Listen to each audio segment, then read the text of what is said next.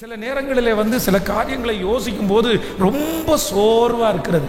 இன்றைக்கு இந்த ஜெபத்திலே கலந்து கொள்ளுகிற உங்களுக்கு கூட நிறைய நேரத்தில் ஒருவேளை நீங்க யாருக்கும் தெரியாத ஒரு இடத்துல ரொம்ப சோர்ந்து போய் இருக்கலாம். எனக்குள்ள அடிக்கடி ஒரு சோர்வு வருது.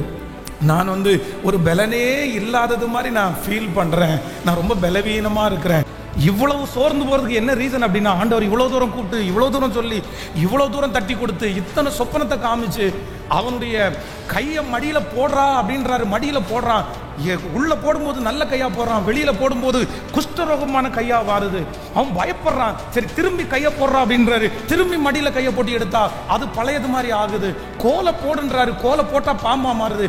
அதனுடைய வாழை பிடிச்சிருன்றாரு. வாழை பிடிச்சா திரும்ப கோலா மாறுது. இப்படியே ஆண்டவர் அவனை மோட்டிவேட் பண்ணிட்டே இருக்கிறாரு, தட்டி கொடுத்துட்டே இருக்கிறாரு. இல்லடா இல்லடா இல்லடா, நான் இல்ல, அவங்க என்ன நம்ப மாட்டாங்க. அப்படியெல்லாம் இல்லை. அவங்க எப்படி என்ன நம்புவாங்க? நான் இந்த சூழ்நிலையில உட்கார்ந்துருக்கிறேனே, நான் இந்த சிச்சுவேஷன்ல உட்கார்ந்துருக்கிறேனே, நான் போய் அவங்கள்ட்ட சொன்னா அவங்க எப்படி நம்புவாங்க? இல்ல, நான் இருக்கிறவராகவே இருக்கிறேன் என்று சொல். என்னென்னமோ பண்ணி பார்க்கிறாரு. ஆனா இந்த மோசைக்கு முடியவே இல்லை. நான் எழும்ப மாட்டேன் ஆண்டவரே. சோர்ந்து போறதற்கு என்ன ரீசன்? சில ஆண்டவருடைய பிள்ளைகளுடைய வாழ்க்கையிலே இந்த சோர்வு என்கிற ஒன்று நமக்கு நிறைய நேரத்திலே வருகிறது. வெளி தோற்றத்தில் ரொம்ப ஃப்ரெஷ்ஷாக, வெளி தோற்றத்தில் ரொம்ப சந்தோஷமாய் ஒரு உற்சாகமாய் இருக்கிறது போல இருந்தாலும் உள்ளுக்குள்ள நிறைய நேரத்தில் ரொம்ப அதிகமான சோர்வு. அப்படின்னா ஒரு பலவீனம். எழும்ப முடியல, நினைக்கிறது மாதிரி ஜெபிக்க முடியல, நினைக்கிறது மாதிரி பரிசுத்தமாய் வாழ முடியல, நினைக்கிறது மாதிரி வேகமாக போக முடியல.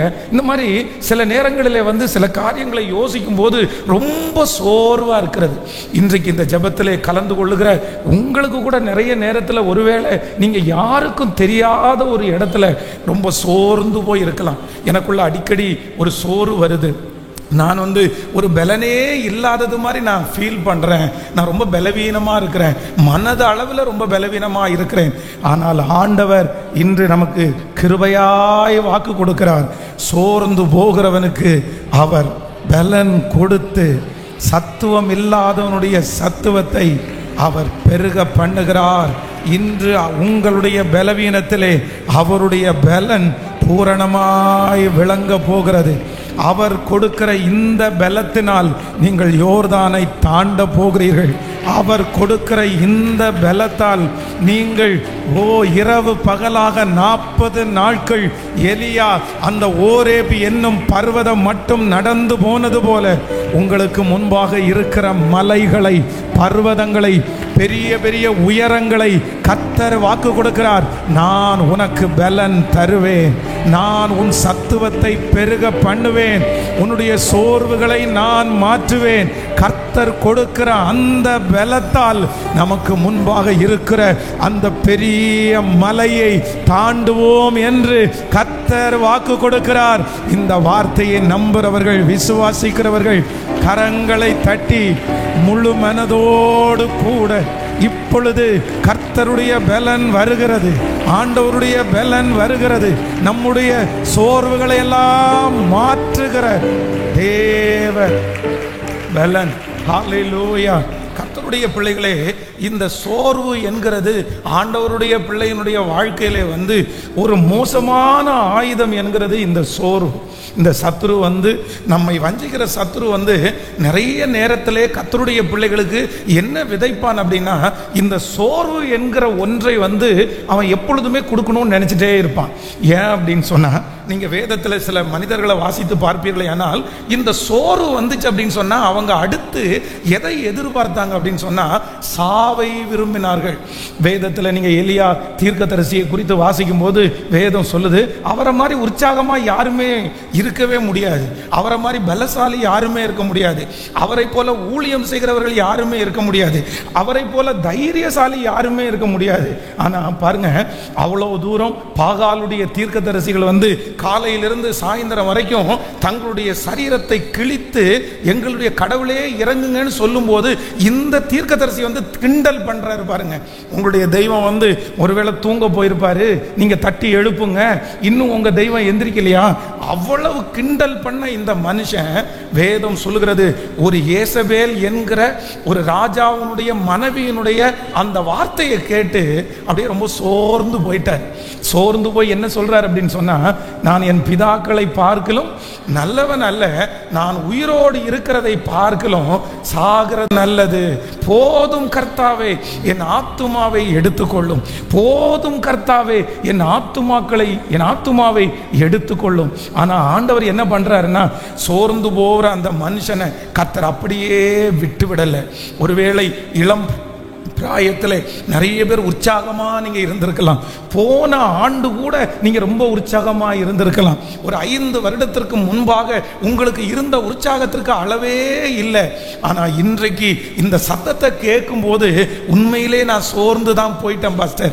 எனக்கு அடிக்கடி ரொம்ப சோர்வு வருகிறது. இதனால நான் வந்து என்னென்னமோ நான் யோசிக்கிறேன், நான் வாழணுமா, நான் ஊழியம் செய்யணுமா, நான் இதெல்லாம் பண்ணுவேனா. ஆனால் ஆண்டவர் இன்று இந்த 2வது நாள் யுத்த ஜபத்திலே எப்படி அந்த எலியாவினுடைய சோர்வை மாற்ற வேண்டும் என்று நினைத்தாரோ, அதே போல இந்த இடத்திலே கர்த்தர் கடந்து வந்திருக்கிறார். நீங்கள் இருக்கிற இடத்துல ஆண்டவர் கடந்து வந்திருக்கிறார். நீங்க இந்த சத்தத்தை கேட்கிற இடத்துல ஆண்டவர் கடந்து வந்து கர்த்தர் சொல்லுகிறார், நீ சோர்ந்து போக கூடாது, நீ சோர்ந்து போக கூடாது. சோர்ந்து போகிற உனக்கு நான் பலன் கொடுத்து சத்துவம் இல்லாத உன்னுடைய சத்துவத்தை நான் பெருக பண்ணி நீ போக வேண்டிய தூரம் வெகு தூரம் என்கிறதை ஆண்டவர் நிரூபிப்பேன் என்று கர்த்தர் வாக்கு கொடுக்கிறார். கர்த்தர் வாக்கு கொடுக்கிறார். ஒரு தேவனுடைய பிள்ளை சோர்வுக்காக ஆண்டவர் வந்து நம்மை வந்து தைரியப்படுத்த நினைப்பார். சில நேரத்தில் ஆண்டவர் வந்து நம்மளை உற்சாகப்படுத்த நினைப்பார். உடனே என்ன பண்ணணும் அப்படின்னு சொன்னா, அதற்கு நம்ம இடம் கொடுக்கணும். அதற்கு நீங்க இடம் கொடுக்கல அப்படின்னு சொன்னா அந்த சோர்வு அதற்கு பிறகு உங்களை ஒண்ணுமே செய்ய விடாது. நேற்றையிலிருந்து ஆண்டவர் பேசுகிறார். இந்த 7 நாட்களுடைய கூட்டம் யாருக்காக அப்படின்னா, சாதாரணமானவர்களுக்காக அல்ல, ஸ்பெஷலானவர்களுக்காக. இந்த 7 நாட்களும் இந்த ஜபத்திலே கலந்து கொள்கிற ஒவ்வொருவரும் நீங்க ஸ்பெஷல், நீங்க ஸ்பெஷல். உங்க மேலையும் என் மேலையும் ஆண்டவர் ஒரு பெரிய திட்டத்தையே வச்சிருக்கிறார். நம்மை கொண்டு கர்த்தர் பெரிய காரியத்தை செய்ய போகிறார். நமக்கு ஒரு பெரிய எதிர்காலமே கர்த்தர் வச்சிருக்கிறார். அப்போ அவ்வளோ பெரிய திட்டத்தினுடைய கீழே இருக்கிற அவ்வளோ பெரிய செலக்டடான ஒரு தேவனுடைய பிள்ளை நீங்க வந்து எதற்கு இடம் கொடுக்க கூடாது அப்படின்னு சொன்னா, சோர்வென்ற ஒன்றுக்கு நீங்க இடம் கொடுக்கவே கூடாது. இன்றைக்கு இந்த ஜபத்துல, இந்த முழங்கால் யுத்த ஜபத்துல ஆண்டவரிடத்துல என்ன கேட்கணும் அப்படின்னு சொன்னா, என்னை தட்டி எழுப்புங்க ஆண்டவரே, எனக்கு உயிர் கொடுங்க ஆண்டவரே, என் சிந்தைகளுக்கு உயிர் கொடுங்க ஆண்டவரே, என் தரிசனங்களுக்கு உயிர் கொடுங்க ஆண்டவரே, என்னுடைய எண்ணங்களுக்கு உயிர் கொடுங்க ஆண்டவரே, என்னுடைய உச்சம் தலை முதல் உள்ளம் கால் வரை சரீரத்தில் இருக்கிற ஒவ்வொரு அவயவத்திற்கும் இன்றைக்கு ஆண்டவர் அவருடைய ஜீவனை கர்த்தர் தரப்போகிறார். ஆமென்.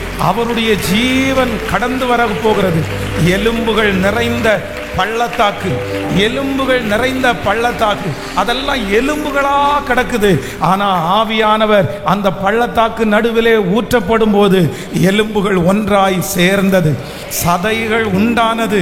அந்த எலும்புகளுக்குள்ளே உயிர் கடந்து போனது, சதைகளுக்குள்ளே உயிர்ந்து கடைந்து போனது. உலர்ந்த எலும்புகள் உயிரோடு எழும்பி நின்றது. இன்றைக்கு இந்த 2வது நாள் ஆவியானுடைய ஒரு பெரிய வல்லமை நம்மேல் ஊற்றப்படும், அவருடைய மகிமை ஊற்றப்படும். அப்பொழுது உலர்ந்த எலும்புகள் உயிர் அடையும், உயிர் அடையும், சேனையாய் நிற்கும். கேளுங்க, கேளுங்க. சோர்ந்து போகிறவனுக்கு பலன் கொடுக்கிறவர் இயேசுவே. இப்பொழுது சோர்ந்து போய் இருக்கிற என்னுடைய தரிசனத்திற்கு இப்பொழுது உயிர் கொடுக்கிறதற்கு உம்முடைய மகிமை வெளிப்படட்டும். என்னுடைய சொப்பனங்களுக்கு உயிர் கொடுப்பதற்கு உம்முடைய மகிமை வெளிப்படட்டும். என் மேல இருக்கிற அழைப்பு, என் மேல இருக்கிற அழைப்பு, சிஸ்டர் உங்க மேல இருக்கிற அழைப்பு ரொம்ப பெருசு. பிரதர் உங்க மேல இருக்கிற அழைப்பு ரொம்ப பெருசு. கர்த்தர் ஒரு பெரிய மகா பெரிய திட்டத்தையே வைத்திருக்கிறார், பெரிய திட்டத்தை வைத்திருக்கிறார். ஆனால் அந்த திட்டத்தை நினைத்த சத்துரு உங்களை சோர்வுக்குள்ளாக்கி பலவீனப்படுத்த நினைக்கிறான். ஆனா ஆவியானவர் இன்றைக்கு அந்த உலர்ந்த எலும்புகள் மத்தியிலே ஆவியானவருடைய வல்லமை ஊற்றப்பட்டது போல இப்பொழுது ஊற்றப்படும். வனாந்தரங்கள் வயல்வெளியாய் மாற்றப்படும்.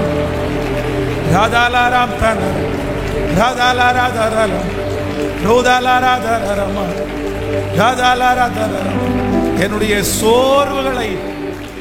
சோர்வுகளை மாற்றுகிற கர்த்தர், சோர்வுகளை மாற்றுகிற கர்த்தர். அப்போ இன்னைக்கு யாரும் என்ன நினைக்கணும்னா, என் மேல இருக்கிற அழைப்பு ரொம்ப பெருசு, உங்க ஒவ்வொருத்தர் மேலே வச்சிருக்கிற திட்டம் ரொம்ப பெருசு. அப்போ அந்த திட்டம் இருக்கிற ஒரு தேவனுடைய பிள்ளைக்கு சோர்வு என்கிற ஒன்று வராதுன்னு சொல்லவே முடியாது. அவ்வளவு ஆக்டிவா இருந்த, அவ்வளவு ஒரு பலனா இருந்த எலியாவுக்கே அவ்வளவு பெரிய சோர்வு வரும்னா நமக்கு ஏன் வராது? கண்டிப்பா நமக்கு வரும். ஆனால் ஒன்று நீங்கள் நினைக்கணும், நமக்கு சோர்வு வந்தாலும் சோர்ந்து போகிறவனுக்கு பலன் கொடுக்கிற இயேசு என்னோடு இருக்கிறார். உங்களை தட்டி எழுப்புகிற இயேசு என்னோடு கூட இருக்கிறார். ஹல்லேலூயா. நீங்கள் வேதத்துல 1 சாமுவேலின் புஸ்தகத்திலே 30ஆம் அதிகாரத்தினுடைய 10வது வசனத்தை வாசிப்பீங்கன்னா, 1 சாமுவேல் 30ஆம் அதிகாரம் 10வது வசனம், தாவீதோ 100 பேரோடு கூட தொடர்ந்து போனான், 200 பேர் விடாய்த்து போனபடியினால் பேசோர் ஆற்றை கடக்காமல் நின்று போனார்கள். கர்த்தருடைய பிள்ளைகளே, இந்த இடத்துல தாவீதிற்கு ஒரு பெரிய பிரச்சனை ஒன்று வருது. தன்னுடைய மனைவி, தன்னுடைய பிள்ளைகள் எல்லாரையுமே அந்நிய நாட்டு ராஜா சிறைபிடித்து கொண்டு போனார். ஆனா அவனோடு இருந்த புருஷர்கள் எல்லாரும் பார்த்தீங்கன்னா தங்களுக்கு பலனற்று போகும் மட்டும் அப்படியே அழுதார்கள். இப்போ தாவீது தன்னை திடப்படுத்தி கொண்டான், அவ்வளவுதான், பலப்படுத்தி கொண்டான். எல்லாரும் அந்த ஆண்டவர்கிட்ட கேட்கிற, அந்த தண்டை பின்தொடருவேனா, நான் பிடிப்பேனா? கர்த்தர் சொன்னாரு, நீ தண்டை பின்தொடர், நீ சகலத்தையும் திருப்பி கொள்ளுவாய். உடனே அவன் கூட இருக்கிற ஜனங்களோட சோர்ந்து என்ன சொல்றான் அப்படின்னா, சரி வாங்க அப்படின்னு போறான். ஆனா வேதம் சொல்லுகிறது, ஒரு ஆறு இடையில குறுக்க வருது. அவங்க நடக்கும்போது நடந்தாங்க, அந்த எல்லாரும் பிரயாணப்பட்டு சமமான வெளியிலே போகும்போது அந்த எல்லாரும் அந்த விஷயம் முன்னாடி வச்சு போனாங்க. ஆனா குறுக்க ஒரு ஆறு வந்துருச்சுன்னு சொன்ன உடனே வேதம் சொல்லுகிறது, அந்த ஆற்றை கடக்க முடியாமல் கொஞ்சம் பேர், 200 பேர் என்ன பண்ணிட்டாங்க அப்படின்னா, அந்த ஆற்றை கடக்க முடியாமல் கரையிலே நின்றார்கள். கர்த்தருடைய பிள்ளைகளே, கர்த்தர் உங்களுக்கும் எனக்கும் கொடுத்த வாக்குத்தத்தம் என்ன தெரியுமா? உங்க தலை மேல இருக்கிற வாக்குத்தத்தம் என்ன தெரியுமா? நீ பின்தொடர், நீ சகலத்தையும் திருப்பி கொள்ளுவாய். நீ பின்தொடர், சகலத்தையும் திருப்பி கொள்ளுவாய். உங்க மேல இருக்கிற அபிஷேகம், உங்க மேல ஆண்டவர் வச்ச வார்த்தை, ஆண்டவர் உங்க மேல வச்ச விஷன் என்ன அப்படின்னா, நீ பாட்டுக்கு போயிட்டே இரு, நீ தொடர்ந்து போ, நீ சகலத்தையும் திருப்பி கொள்ளுவாய். ஒன்று கூட இல்லாம நீங்க இழந்ததை திரும்ப பெற்றுக் கொள்ளுவீங்க. உங்களை விட்டு போனது திரும்ப வரும். நிறைய பேருக்கு கிடைக்காதது உங்களுக்கு கிடைக்கும். இதுதான் ஆண்டவர் உங்க மேல வச்சிருக்கிற பெரிய வாக்கு தத்தம். ஆனா இடையில நிறைய பேர் இப்ப என்ன பண்ணிட்டாங்கன்னா, ஒரு ஆறை போல பிரச்சனை. வேதம் சொல்லுகிறது, நீ தண்ணீரை கடக்கும் போது நான் உன்னோடு இருப்பேன், நீ அக்கினியில் நடக்கும் போது அக்கினி ஜுவாலை உன் பேரில் பற்றாது. நிறைய பேர் இந்த ஆறை கடக்கும் போது, இந்த ஆறு மாதிரி பிரச்சனை வந்துச்சுன்னா நிறைய பேர் என்ன பண்றாங்கன்னா, அந்த விஷனை மறந்துட்டாங்க, அந்த வாக்குத்தத்தத்தை மறந்துட்டாங்க, அந்த அழைப்பை மறந்துட்டாங்க. அந்த 200 பேரை போல இந்த சத்தத்தை கேட்கிற நிறைய வாலிப தம்பிங்க தங்கச்சிங்க சில ஆறுகள் உங்களுக்கு முன்பாக போகிறது, சில ஆறுகளுடைய தண்ணீர்கள் பெருக்கெடுத்து ஓடுகிறது. அதை பார்த்து அந்த வாக்குத்தத்தத்தை மறந்து இங்கேயே நீங்க உட்கார்ந்து இருக்கிறீங்க. அந்த வாக்குத்தத்தம் உங்களுக்கு ஞாபகமே வரல. ஆனால் ஆண்டவர் வாக்கு கொடுக்கிறார், இல்ல, அந்த தண்ணீரை நீங்க கடக்கணும், அந்த ஆறுகளை நீங்க கடக்கணும். இன்றைக்கு கர்த்தர் அந்த பிரச்சனையை தாண்டக்கூடிய ஒரு பலனை கர்த்தர் தரப்போகிறார். அந்த சோர்வை கர்த்தர் மாற்ற போகிறார். இந்த சத்தத்தை கேட்டுக்கொண்டிருக்கும் போதே நிறைய பேர் சொல்லலாம், பாஸ்டர் நீங்க சொல்லுகிற வார்த்தை உண்மையானது, ஆண்டவர் எனக்கு கொடுத்த வார்த்தை அதுதான் பாஸ்டர், நீ சகலத்தையும் திருப்பி கொள்ளுவாய். உங்க அம்மாவால திருப்ப முடியாதது, அப்பாவால திருப்ப முடியாதது, உங்க வம்சத்துல யாருமே செய்ய முடியாததை உன்னை கொண்டு செய்வேன்னு கர்த்தர் சின்ன வயசுலே வாக்குத்தத்தம் கொடுத்தார். ஆனால் பேசேரை போன்ற 6 தடையா இருக்கிறது, அந்த பிரச்சனை தடையா இருக்கிறது.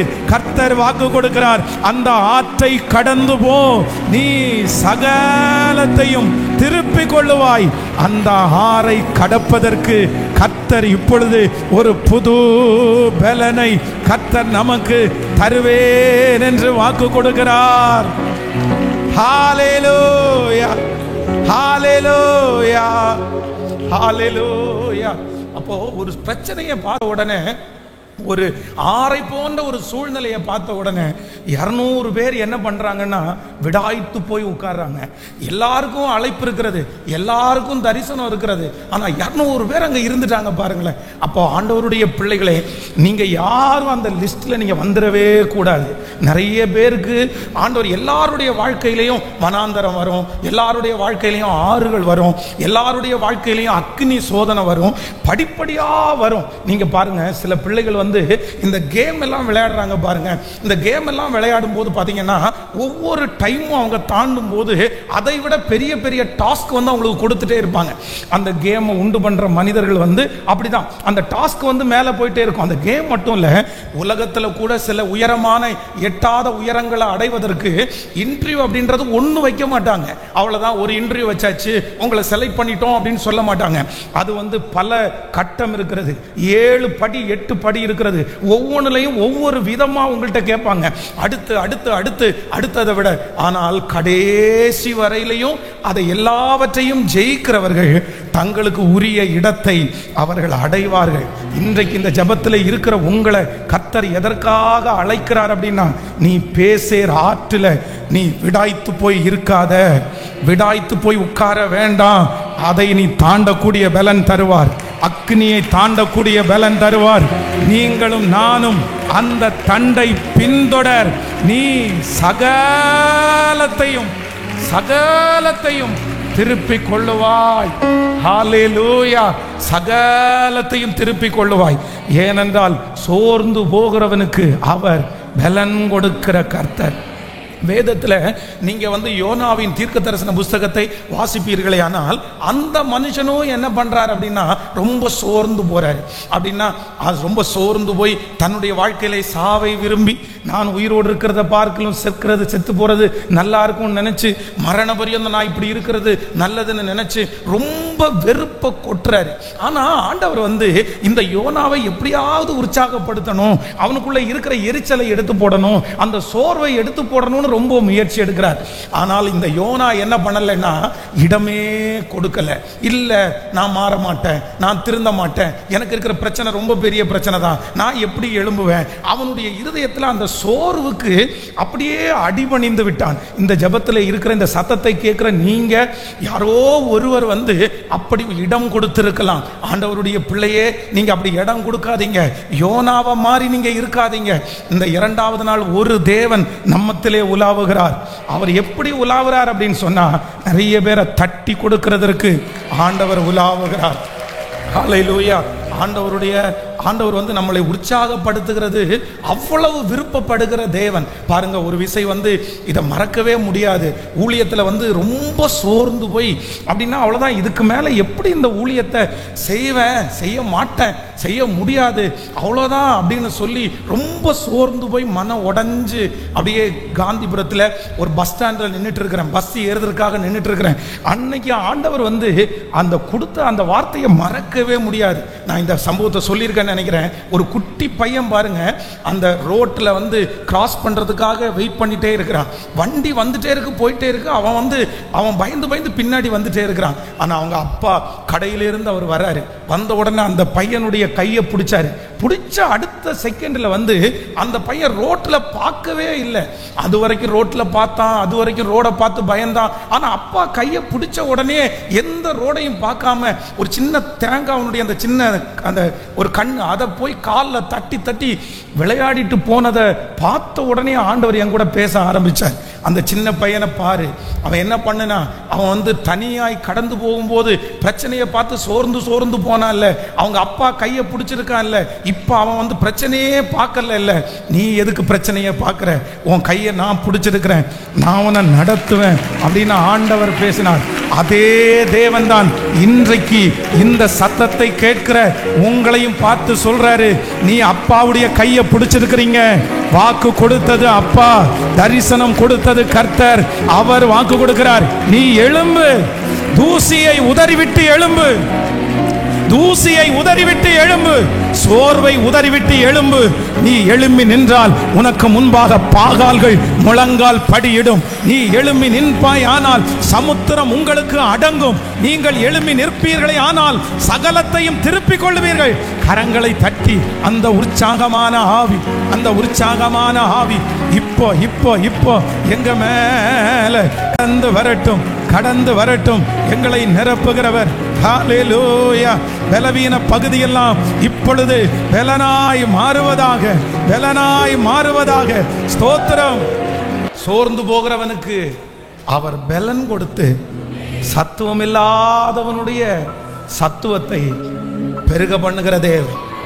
இந்த இரண்டாவது நாள் அசைவாடுகிற தேவன் யார் அப்படின்னா, சோர்ந்து போகிறவனுக்கு பலன் கொடுத்து சத்துவம் இல்லாதவனுடைய சத்துவத்தை பெருக பண்ணுகிற கர்த்தர், பெருக பண்ணுகிற கர்த்தர்.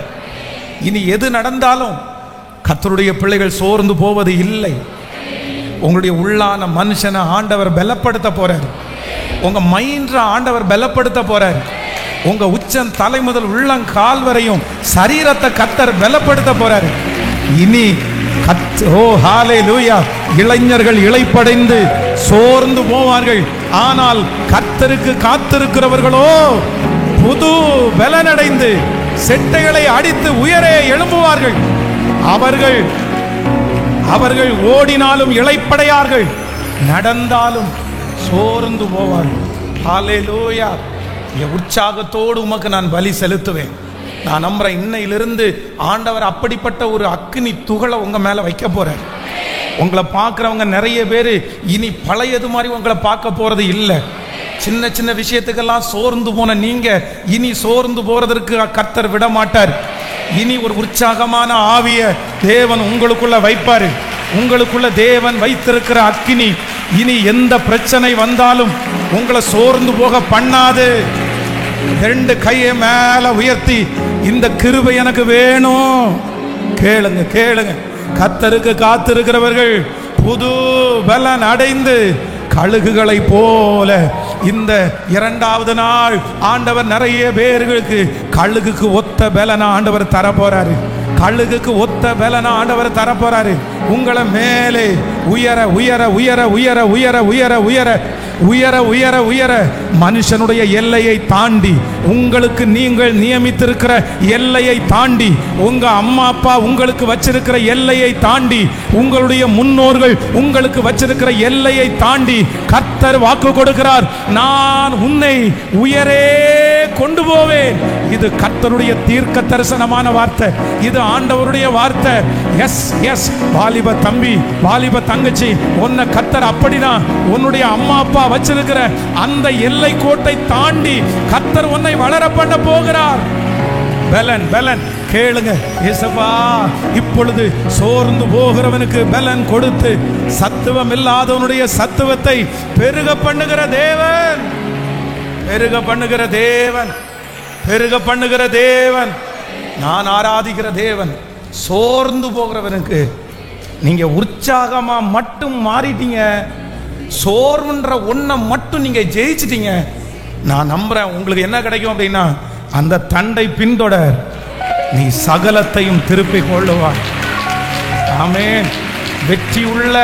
வெற்றியாய் வாழ போகிற ஒரு பரிசுத்தவானுக்கு, ஒரு பரிசுத்தவாட்டிக்கு, வெற்றியாய் வாழ அபிஷேகம் பெற்ற ஒரு தேவனுடைய பிள்ளைக்கு தடையாய் நிற்கிறதே என்ன அப்படின்னா, சோர்வு தாங்க தடையா நிற்கும். சோர்வாங்க தடையா நிற்கும். மரணம் கூட நம்மளை சோர்வுக்குள்ளாக கூட. யாரையாவது ஒருத்தர் நீங்க இழந்ததுக்கு அப்புறம் சோர்வாக இருக்கலாம். எங்க அப்பா உயிரோடு இருக்கிற வரைக்கும் நான் உற்சாகமா இருந்தேன், அதுக்கப்புறம் நான் சோர்ந்து போனேன். யாரோ ஒருத்தரை இழந்ததுக்கு அப்புறம் தான் பஸ் நான் சோர்ந்து போனேன். நான் இப்போ ரொம்ப சோர்வா இருக்கிறேன், நான் சோர்ந்துட்டேன். சோர்ந்துட்டேன், எனக்குள்ளே இருக்கிற உற்சாகமே போயிருச்சு. ஆனால் அதை அறிந்த தேவன் தான் இன்றைக்கு நமக்கு கர்த்தர் வாக்கு கொடுத்துட்டே இருக்கிறார்.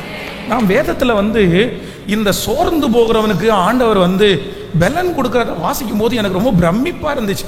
அப்படின்னா ஒவ்வொருத்தரையா ஆண்டவர் என்ன பண்றாரு அப்படின்னா, சோர்ந்து போகிறவர்களை கர்த்தர் அப்படி விடுறதே இல்லை, யாரையுமே விடலை. அவருடைய பிள்ளையா இருந்து அவரை நேசிக்கிறவர்களுக்கு ஆண்டவர் பார்த்தீங்க அப்படின்னா, சோர்வா இருந்த உடனே ஏதாவது ஒன்றை கர்த்தர் அவர்களுக்கு செய்து அவர்களை உற்சாகப்படுத்தணுன்றதுல ஆண்டவர் ரொம்ப வாஞ்சையா இருக்கிறார். அதில் ஒரு மனிதனை நான் நிறைய பேரை இன்றைக்கு காலையிலேருந்து தியானிச்சுட்டே இருக்கிறேன். ஆனால் ஒரு மனுஷன் எனக்கு ரொம்ப ஆச்சரியமா இருந்துச்சு. அப்படின்னா சோர்வனுடைய உச்சகட்டத்திற்கு போய் அவ்வளோதான், இனி நான் எழும்பவே மாட்டேன்ற அளவிற்கு தன்னுடைய வாழ்க்கை அவனுக்கு முடிஞ்சிருச்சு. அப்படின்னா ஆண்டவர் அந்த மனுஷனுக்கு தரிசனத்தை கொடுக்கும் போதே எப்படி கொடுக்குறாரு அப்படின்னு சொன்னா, ஒரு முட்செடி, அந்த முட்செடியில அக்கினி பற்றி எரிஞ்சிட்டு இருக்குது. ஆனா அந்த முட்செடியிலே இருக்கிற ஒரு இலை கூட என்ன பண்ணலைன்னா அப்படிதான். அப்படின்னா அந்த மோசேயினுடைய வாழ்க்கையை தான் நான் தியானிச்சேன். மோசேயினுடைய வாழ்க்கை இப்ப எப்படி இருக்கு அப்படின்னு சொன்னா, அது நல்ல செடியா இல்லை, நல்ல செடியா இல்லை, அது முட்செடியா இருக்குது. ஆனா அந்த ஏற்கனவே அது முட்செடி, ஏற்கனவே அது வேண்டாதது, ஏற்கனவே அது உதவாதது. ஆனா அதுக்கு மேல இப்ப என்ன எரியுது அப்படின்னா, அக்கினி எரியுது. மோசையினுடைய நிலைமை இப்ப என்ன நிலைமை அப்படின்னு சொன்னா, முட்செடியை போன்ற நிலைமை. அப்படின்னா அவளது எல்லாத்தை விட கழிச்சு போட்டது பிரயோஜனம் இல்லாதது, அந்த பிரச்சனை போதாதுன்னு சொல்லி இன்னும் அக்கினி எரிஞ்சிட்டு இருக்குது. ஆனா வேதம் சொல்லுகிறது, அந்த அக்கினி எரிஞ்சிட்டு இருக்கும் போது ஒரு சத்தம் அங்க வருது. அந்த சத்தம் என்ன வருது அப்படின்னு சொன்னா, உன் பாதரட்சியை கழட்டி போடு, நீ நிற்கிற இடம் அது பரிசுத்தமான இடம். ஹல்லேலூயா. நான் நம்புறேன், ஒருவேளை இந்த சத்தத்தை கேட்கிற உங்க வாழ்க்கையிலையும் கர்த்தர் இன்றைக்கு வாழ்க்கை கொடுக்கிறார். ஏற்கனவே ஒரு பிரச்சனை பாஸ்டர், ஏற்கனவே ஒரு வியாதி, ஏற்கனவே நான் பிரயோஜனப்பட மாட்டேன், அப்படிப்பட்ட ஒண்ணுதான் என் தலை மேல அப்படி சாபம் இருக்கு. ஆனா அதற்கு இடையில இப்ப நான் சந்திக்கிற முட்செடியில எரிகிற அக்கினி ரொம்ப பெருசா இருக்குது. ஆனால் நான் நம்புகிறேன், அப்படிப்பட்ட மனிதர்களையும் என் தேவன் தட்டி கொடுத்து பலப்படுத்துவதற்கு என் தேவன் நல்லவராய் இருக்கிறார். ஆமென். உங்களை எழும்ப பண்ணுவார், உங்களை எழும்ப பண்ணுவார். உங்க சோர்வுகளில் இருந்து கர்த்தர் இன்னைக்கு விடுதலை தருவார். எலியாவை எழும்ப பண்ணின கர்த்தர், ஆமென், நகோமியை எழும்ப பண்ணின தேவன், ரூத்தை எழும்ப பண்ணின தேவன், இன்றைக்கு இந்த சத்தத்தை கேட்கிற ஒவ்வொருத்தருக்கும் சோர்ந்து போகிறவனுக்கு அவர் பலன் கொடுத்து, இப்ப அந்த பலன் வந்துட்டே இருக்குது. ஆராதனை பண்ண வந்துட்டே இருக்குது. சத்துவம் இல்லாதவனுடைய சத்துவத்தை பெருக பண்ணிக்கொண்டே இருக்கிறார். கர்த்தருக்கு காத்திருக்கிறவர்கள் நீங்கள் புது பலன் அடைவீர்கள். மறுபடியும் கழுகை போல உங்களுக்கு ஒரு புது பலன் வரும், புது பலன் வரும். கர்த்தரே அதை தருவார். ஹல்லேலூயா. இந்த மோசே பார்த்தீங்க அப்படின்னு சொன்னா, இவனுடைய சோர்வுக்கு காரணம் என்ன அப்படின்னா, ஒரு 5 சிச்சுவேஷன், ஒரு 5 விதமான ஒரு சூழ்நிலையை நான் தியானிச்சேன். நான் நம்புறேன், இன்னைக்கு ஒருவேளை இந்த சத்தத்தை கேட்கிற நீங்க இந்த 5 விதமான சூழ்நிலையை எதிர்கொள்றதுனால வெளியில உற்சாகமாய் காணப்பட்டாலும் உள்ள சோர்ந்து போயிருக்கலாம். ஆனா கர்த்தர் அவர்களை உற்சாகப்படுத்த போகிறார். முதலாவதாக ஒரு வசனத்தை வாசிக்க போறோம். யாத்திராகமம் 2ஆம் அதிகாரத்தினுடைய 11வது வசனத்தை வாசிக்கலாமா? யாத்திராகமம் 2ஆம் அதிகாரம் 11வது வசனத்தை வாசிக்கலாம். மோசே பெரியவனான காலத்தில் அவன் தன் சகோதரத்திற்கு போய் அவர்கள் சுமை சுமக்கிறதை பார்த்து, தன் சகோதரராகிய எபிரெயரில் ஒருவனை எகிப்தியன் அடிக்கிறதை கண்டு அங்கும் இங்கும் பார்த்து ஒருவனும் இல்லை என்று அறிந்து எகிப்தியனை அவனை மணலிலே புதைத்து போட்டான். கவனிங்க ஆண்டவருடைய பிள்ளைகளே, இந்த முதலாவது 11வது வசனத்தை வாசிக்கும் போது, மோசே பெரியவனான காலத்தில் அவன் தன் சகோதரிடத்திற்கு போய் அவர்கள் சுமை சுமக்கிறதை பார்த்து. நல்லா கவனிச்சுக்கோங்க, இந்த மோசே ஜலத்திலிருந்து எடுக்கப்பட்டவன். அப்படின்னா ஆண்டவர் இவனுடைய பிறப்பிலிருந்தே இவன் மேல ஆண்டவர் ஒரு பெரிய விஷனை வச்சிருந்தார். உங்க மேலையும் என் மேலையும் ஆண்டவர் எப்படிப்பட்ட ஒரு தரிசனத்தை வச்சிருக்கிறாரோ அதே போல பிறக்கும் போதே மோசையின் மேல ஆண்டவர் ஒரு பெரிய தரிசனத்தை ஆண்டவர் வச்சிருந்தாரு. இப்போ சின்ன வயசுல ஓகே, ஆனா அவன் பெரியவன் ஆன போது தன்னுடைய அரண்மனையில உட்காரல. வேதம் சொல்லுகிறது சுமை சுமக்கிற தன்னுடைய சகோதரரிடத்திலே கடந்து போனானாமா. அப்படின்னா என்ன அப்படின்னா, சின்ன வயதிலிருந்தே இவனுக்குள்ள ஒரு பெரிய கனவு இருக்கிறது. என்ன கனவு அப்படின்னா, அவனுடைய தாய் அவனை வந்து பார்வோனுடைய குமாரத்தி தான் தன்னுடைய பிள்ளை என்று எடுத்து வளர்த்தினாங்க. ஆனா வேலைக்காரியா வச்ச பால் கொடுக்கிறதற்காக வேலைக்காரியா வச்ச அந்த சிஸ்டரே அவங்களே யாருன்னா இவங்க அம்மா. அதனால இவங்க அம்மா பால் கூட்டும் போதெல்லாம் அவனுக்குள்ள என்ன விதைச்சாங்க அப்படின்னு சொன்னா தரிசனத்தை விதைச்சாங்க. எப்பா, நான் உண்மையான வாடகை தாய் அல்ல, நான் தான் அவனுடைய சொந்த தாய். ஆண்டவர் என் கையிலேயே உன்னை கொடுத்திருக்கிறாரு. நீ ஸ்பெஷலாய் அழைக்கப்பட்டவன். இந்த ஜனங்கள் உன்னுடைய சகோதரர்கள், உன்னுடைய சகோதரிகள். இவர்களை நீங்க மீட்டு கொண்டு போகணும். இவங்களை நீ பெரிய நீங்க வந்து கானானுக்கு கொண்டு போகணும். இந்த மாதிரி ஒரு தரிசனத்தை தன்னுடைய தாயே அவனுக்கு விதைச்சிருக்கிறாங்க. அப்போ சின்ன வயதிலிருந்து இவனுக்குள்ள என்ன ஓடுது அப்படின்னு சொன்னா, ஒரு நாள் இல்லைனாலும் ஒரு நாள் என் சகோதரர்களை இந்த இடத்திலிருந்து மீட்டு நான் கொண்டு போவேன். தரிசனம். நான் அப்படி ஆவேன், நான் இப்படி வருவேன், நான் இப்படி சொல்லுவேன், நான் இப்படி பிரசங்கம் பண்ணுவேன், நான் இப்படி ஜனங்களுக்கு போதிப்பேன், நான் இப்படியெல்லாம் ஜனங்களை கூட்டிட்டு போவேன்ற நிறைய தரிசனங்கள் அவனுக்குள்ளே இருந்துச்சு. ஆனா இப்போ என்ன சிச்சுவேஷன் அப்படின்னு சொன்னா, அவனுடைய மனதிலே இருந்த ஒரு கற்பனை கூட அவனுக்கு கை கொடுக்கவே இல்லை. அத்தனை கற்பனைகளும் சின்ன பின்னம் ஆயிருச்சு, உடஞ்சிருச்சு. வாலிப வயசுல நினைச்சதெல்லாம் உடஞ்சிருச்சு, சின்ன வயசுல நினைச்சதெல்லாம் உடஞ்சிருச்சு, அம்மா சொன்னதெல்லாம் உடஞ்சிருச்சு, தன்னுடைய குடும்பத்தில் இருக்கிற தன்னுடைய சிஸ்டர் சொன்னதெல்லாம் உடஞ்சிருச்சு. எல்லா தரிசனத்தையும் நடக்காது என்கிற ஒரு சூழ்நிலையில இந்த மோசைக்குள்ள என்ன வருது அப்படின்னா, ஒரு பெரிய சோறு உள்ளுக்குள்ளே வருகிறது. ஆனால் என்னுடைய தேவனாகிய கர்த்தர் இந்த முட்செடியின் மத்தியிலே கர்த்தர் ஒரு சோர்ந்து போற மனுஷனுக்கு கர்த்தர் மறுபடியும் தரிசனத்தை கர்த்தர் தருகிறார். இந்த சத்தத்தை கேட்கிற ஆண்டவருடைய பிள்ளைகளே, ஒருவேளை இந்த சத்தத்தை கேட்கிற நீங்க தான் அப்படி இருந்திருக்கலாம். ஆண்டவர் உங்களை உற்சாகப்படுத்த விரும்புகிறார். பாஸ்டர், என்னுடைய தரிசனம் எல்லாம் போயிருச்சு, நான் எவ்வளவு கனவு கண்டன் தெரியுமா, எவ்வளவு கனவு எனக்குள்ள இருந்துச்சு. இந்த படிப்பு படிச்சா நான் இப்படி ஆவேன்னு நான் நினைச்சேன், அதற்காக இவ்வளவு நான் பிரயாசம் எடுத்தேன், நான் அதற்காக இவ்வளவு நான் படித்தேன், எனக்குள்ள நிறைய விஷன் இருந்துச்சு. நான் இப்படி ஆகணும், அப்படி ஆகணும், எங்க அம்மாவை அப்படி வச்சுக்கணும், எங்க அப்பாவை அப்படி வச்சுக்கணும், எனக்கு நான் இவ்வளவு ஊழியம் செய்யணும், நான் இத்தனை ஊழியத்தை தாங்கணும். ஆனா எல்லா தரிசனங்களும் இன்றைக்கு இந்த மோசையை போல எல்லாம் உடைஞ்சு போயிருக்கலாம். இப்ப எந்த தரிசனமும் அவனுக்குள்ளே இல்லை. அவன் வாழ்வதே கஷ்டமா இருக்குது. அவனே இன்னொருத்தடத்துல டிபெண்ட் பண்ணி தான் இருக்கிறான். அவனே இன்னொருத்தருடைய சாப்பாட்டை வாங்கி சாப்பிட்டுட்டு இருக்கிறான்.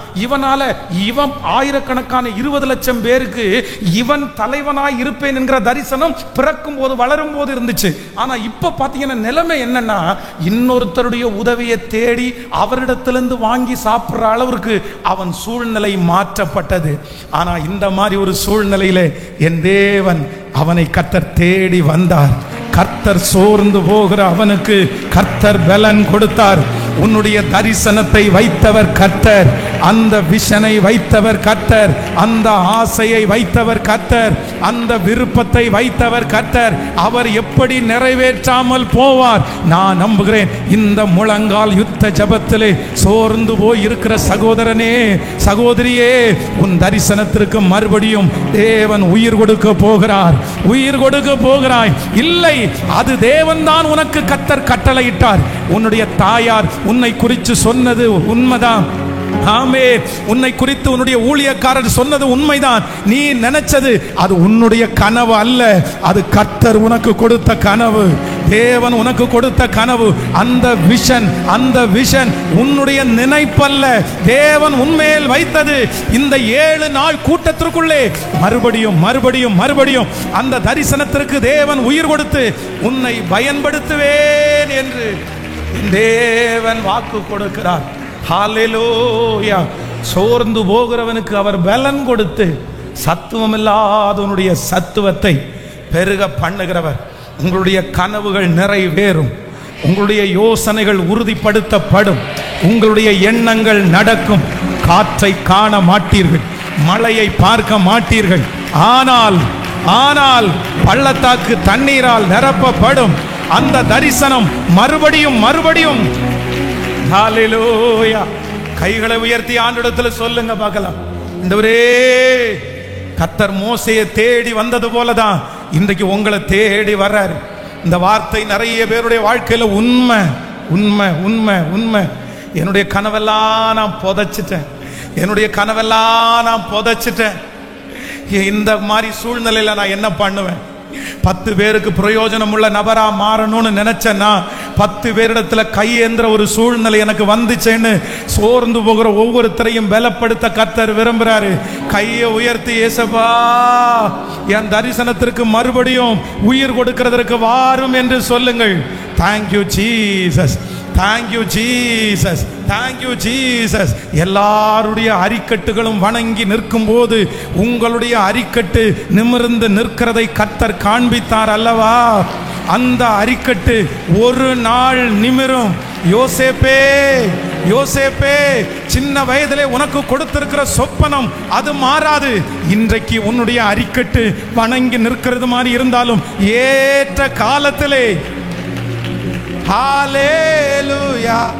சொல்லு, என் தேவன் எனக்கா ஏதாகிலும் செய்திடுவார், என்றாகிலும் என்னை மறந்தது உண்டா? என் தேவன் எனக்கா ஏதாகிலும் செய்திடுவார், என்றாகிலும் என்னை மறந்தது உண்டா? கிரகிக்க முடியா காரியம் சர்வஞானியே, கிரகிக்க முடியா காரியம் செய்வேன், காரியம் செய்வேன் சர்வஞானியே. உம்மையா திரும்ப திரும்ப எந்தே எந்தே எனக்கா என்றாகிலும் என்னை மறந்ததே உண்டா? எந்தே நல்லவரப்பா.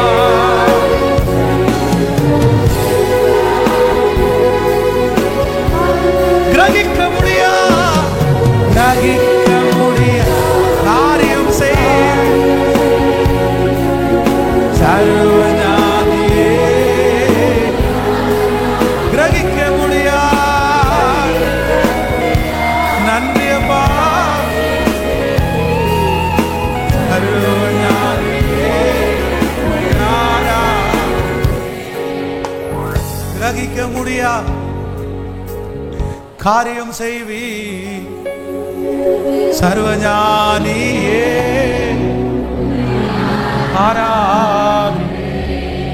வனாந்தரத்தில் ஆண்டவர் வந்து எவ்வளோ தூரம் மோசே வந்து வேண்டாம் வேண்டாம் வேண்டாம், என்ன தட்டி எழுப்பணும்னு நீங்கள் நினைக்காதீங்க ஆண்டவரே, எனக்கு மறுபடியும் உயிர் கொடுக்கணும்னு நினைக்காதீங்க ஆண்டவரே, நான் ஆல்ரெடி ரொம்ப சோர்ந்து போயிட்டேன், நான் ரொம்பவே சோர்ந்து போயிட்டேன் அப்படின்னா ஆண்டவர் திரும்ப திரும்ப திரும்ப திரும்ப மோசையை பார்த்து சொல்றாரு, இல்லப்பா இல்லப்பா, உன் மேல பெரிய திட்டத்தையே நான் வச்சிருக்கிறேன், நீ வா நீ வா, உன்கிட்ட நான் பெரிய பொறுப்பை கொடுக்குறேன்னு சொல்லும் போது மோசே வாயை திறந்து சொன்னதெல்லாம் என்ன சொன்னா அப்படின்னு சொன்னா, வேண்டாம் வேண்டாம், வேற யாரையாவது அனுப்புங்க ஆண்டவரே, எனக்கு அந்த மாதிரி எண்ணமே இல்லை ஆண்டவரே, எனக்கு என்னமோ போயிருச்சு ஆண்டவரே.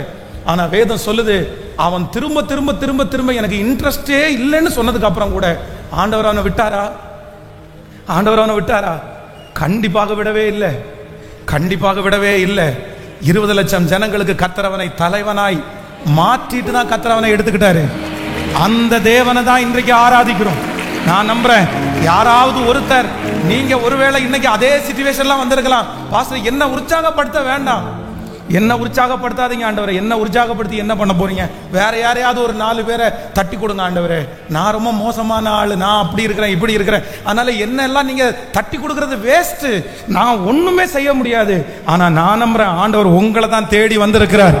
இந்த கூட்டத்தில் நீங்க கலந்து கொண்டதுக்கு ஒரு நோக்கம் உண்டு. ஆண்டவர் உந்த மோசையை தேடி வந்திருக்கிறார். இல்ல நடக்கும், அந்நிய கண்கள் அல்ல, உங்க கண்கள் அதை பார்க்கும், உங்க கண்கள் பார்க்கும்.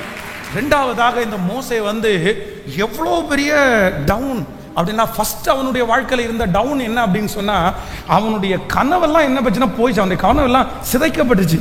அவனுடைய கனவுகளுக்கு வந்து உயிரே கொடுக்கல. அவ்வளவுதான், நம்ம முடிஞ்சிட்டோன்னு, நம்ம ஆசைப்படுறது எதுவுமே நடக்காதுன்ற ஒரு முடிவு வந்துட்டான். நம்பர் 2, இரண்டாவதாக ஒரு வசனத்தை வாசிக்கலாமா?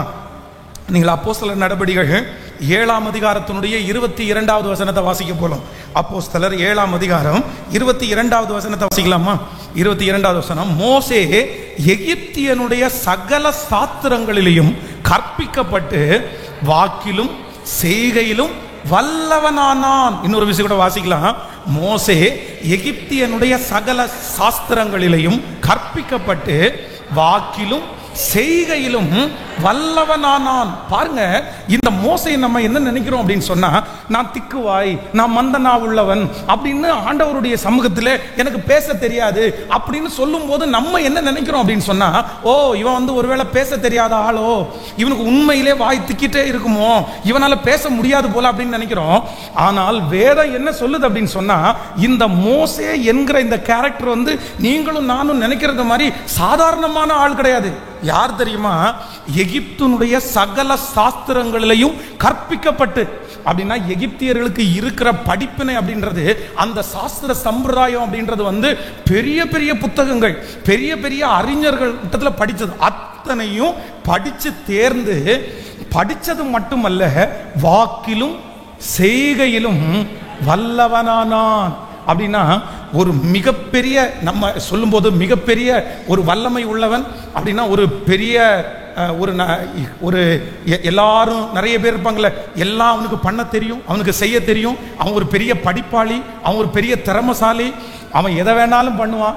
ஆனால் இன்றைக்கு இருக்கிற நிலைமை என்ன நிலைமை அப்படின்னு சொன்னா, அவனுடைய சின்ன வயசுல அவன் படித்த படிப்பு எதுவுமே அவனுக்கு கை கொடுக்காம, அவனுடைய திறமைகள் எதுவுமே கை கொடுக்காம, இன்னைக்கு இங்க மீதியான் தேசத்துல எப்படி உட்கார்ந்துருக்கான்னா, ஜீரோவா உட்கார்ந்துருக்கிறான். அவனை தேடி அவனை பலப்படுத்துவதற்காக தான் ஆண்டவர் கிருபையாய் கடந்து வந்தார். ஹல்லேலூயா. நான் நம்புறேன், இந்த சத்தத்தை கேட்கிற ஆண்டவருடைய பிள்ளையே, சோர்ந்து போகிறவனுக்கு பலன் கொடுக்கிற ஒரு தேவனுடைய பிரசன்னம் இந்த இடத்துல நிலைவரமா இருக்கிறத நான் உணர்றேன். நிறைய பேர் அந்த பிரசன்னம் மார்போட அப்படியே அணைக்கிறத நான் ஃபீல் பண்றேன். நிறைய பேருடைய தலையின் மேல அவருடைய கரத்தை வைக்கிறத நான் உணர்றேன். அவர் வாக்கு கொடுக்கிறார், நீ பெரிய திறமைசாலியா இருக்கலாம், பெரிய திறமைசாலியா இருக்கலாம். பாஸ்டர், இந்த மோசையினுடைய வாழ்க்கை தான் பாஸ்டர் என்னுடைய வாழ்க்கை. நான் ரொம்ப நல்லா பாடுவேன், நான் ரொம்ப நல்லா படிப்பேன், எல்லா இடத்துலையும் நான் ஃபர்ஸ்ட், என் வீட்டில் நான் தான் நல்ல, எல்லாத்துலேயும் ரொம்ப ஞானமாக இருக்கிற ஆள் நான் தான். என்னை பார்த்து நல்லா இருப்பேன்னு சொல்லாதவங்களே இல்லை பாஸ்டர். என்னை பார்த்து நிறைய டீச்சர்ஸ் நீ நல்லா வருவேன்னு கூட சொல்லி இருக்கிறாங்க. ஆனால் இன்னைக்கு என்னை விட்டு எல்லாமே போயிருச்சு. என்னுடைய திறமை எனக்கு போயிருச்சு, என்னுடைய அழகு என்னை விட்டு போயிருச்சு, என்னுடைய பர்சனாலிட்டி என்னை விட்டு போயிருச்சு, எல்லா பலனும் என்னை விட்டு போய் இன்றைக்கு மோசையை போல ஏதோ ஒரு ஓரத்தில் இனி நான் எழும்புவது கடினம் என்று நினைத்து கொண்டிருக்கிற ஒரு தேவனுடைய பிள்ளைய, உன்னுடைய மகனை, உன்னுடைய மகளை இப்பொழுது கர்த்தருடைய கரம் வந்து தொட்டு அந்த மோசைக்கு ஒரு அழைப்பு கொடுத்தது போல சோர்ந்து போகிறவனுக்கு அவர் பலன் கொடுத்து சத்துவம் இல்லாதவனுடைய சத்துவத்தை பெருக பண்ணுகிற கர்த்தர் கரங்களை தட்டி அவர் மறுபடியும் உங்களுக்கு திறமைகளை கர்த்தர் தரப்போகிறார். கர்த்தர் திறமைகளை தரப்போகிறார். மனிதனால் கொடுக்கப்பட்டிருக்கிற திறமை அல்ல, தேவனால் கொடுக்கப்பட போகிறது. கர்த்தர் இனி உங்களுக்கு திறமைகளை கர்த்தர் தரப்போகிறார். கர்த்தர் தரப்போகிறார். ஹல்லேலூயா. உலகத்திலே இருக்கிற படிப்பினால் வருகிற திறமை, உலகத்திலே இருக்கிற கோச்சஸ்னால வருகிற திறமை அது வேறு. அதுதான் வேதம் சொல்லுகிறது. தாவீதுனுடைய சகோதரர்களுக்கு கிடைச்ச திறமை அந்த திறமை தான். தங்களுடைய படிப்பினையினால, தங்களுடைய கோச்சஸ்னால வந்த திறமை அந்த திறமை. ஆனா தாவீதுக்கு கொடுக்கப்பட்டிருக்கிற திறமை யாராலையும் கொடுக்கப்பட்டது அல்ல, தேவனாலே கொடுக்கப்பட்டது. அவன் யுத்த வீரன், அவன் காரிய சமர்த்தன். கர்த்தர் அவனோடே இருக்கிறார். நான் நம்புகிறேன், உலகத்திலே உங்களுக்கு கிடைச்ச எந்த திறமைகளும் உங்களுக்கு கை கொடுக்காவிட்டாலும் இந்த இரண்டாவது நாள் யுத்த ஜெபத்திலே கர்த்தர் வாக்கு கொடுக்கிறார், நான் உனக்கு திறமையை கொடுப்பேன். கர்த்தர் உங்களுக்கு திறமையை தருவார். உங்கள் வாயோட கர்த்தர் இருந்து பேசுவார். உங்களுடைய கையிலே இருக்கிற கோல் அற்புதத்தின் கோலாய் மாறும். உங்க பிள்ளைக்கு கர்த்தர் ஒரு திறமையை கர்த்தர் தருவார். நம்புறவங்க கரங்களை தட்டி நம்புறேன் நம்புறேன் நம்புறேன். ஹல்லேலூயா. மேற்கு கிழக்கு வடக்கு தெற்கு பரம்பு வா என்றீரே, பூமியின் தூளை போல் சந்ததி பெருகும் என்று வாக்குரைத்தீரே. மேற்கு கிழக்கு வடக்கு தெற்கு பரம்பு வா என்றீரே, பூமியின் தூளை போல் சந்ததி பெருகும் என்று வாக்குரைத்தீரே.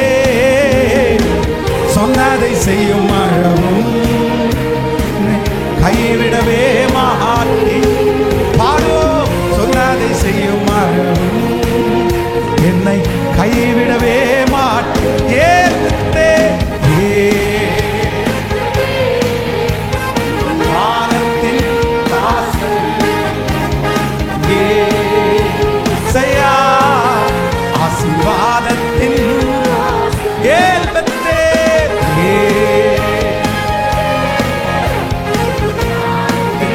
வாசல் ஏசையா ஏசையா, ஆசீர்வாதத்தின். ஹல்லேலூயா. எத்தனை பேர் விசுவாசிக்கிறோம்?